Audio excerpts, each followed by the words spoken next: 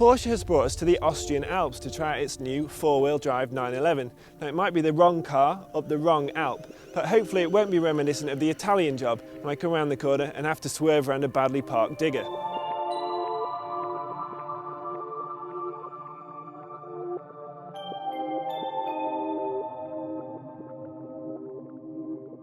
To be honest, I'm glad I'm in this 911 Carrera 4 rather than a Lamborghini Miura. And that's because this car has Porsche traction management, which is Porsche speak for its latest generation four-wheel drive system. It uses a clever electro-hydraulic clutch which moves power from the rear to the front axle depending on which has the most grip.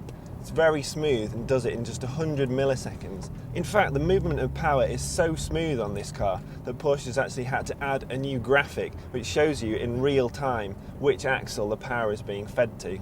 This model is a Carrera 4S. That means it carries over the 395 bhp 3.8 litre flat six from the Carrera 2. However, there are some differences to mark out the four-wheel drive model. There's some new vents on the front bumper.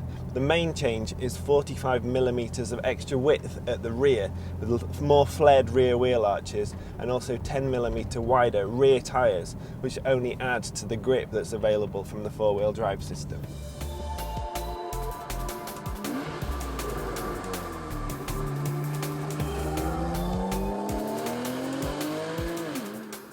The 911 Carrera 4S starts at about £88,500. However, you want to add options like the PDK gearbox, the dynamic chassis control, even the sports exhaust, and maybe if you fancy it, the really high-end Burmester stereo, which has only ever been fitted to the Bugatti Veyron apart from other Porsche models. And unfortunately, each one of those options is about £2,000 extra, which bumps the price of this car over 100 grand. So is it worth paying nearly £7,000 extra to have a four-wheel drive 911? Well, to be honest, it is. This car has a character all of its own, incredible grip, which means that you can use it every day no matter what the weather. However, Porsche also offers a new car which gives you four-wheel drive and a whole lot more space. And this is it, the new Cayenne S, powered by a 4.2 litre V8 diesel engine. So let's go and see how it compares.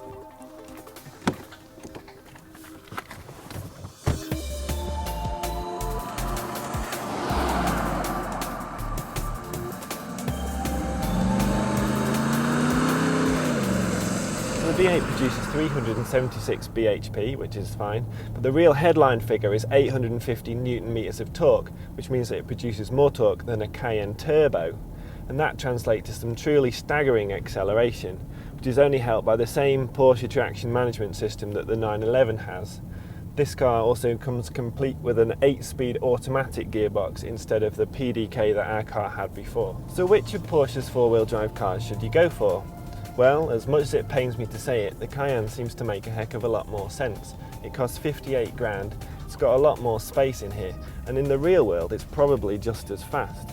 However, if you've got an Alp to cross and the Mafia to avoid, the 911 is the car to go for, as it's the only one that delivers the true driving thrills, plus the all-weather usability of four-wheel drive.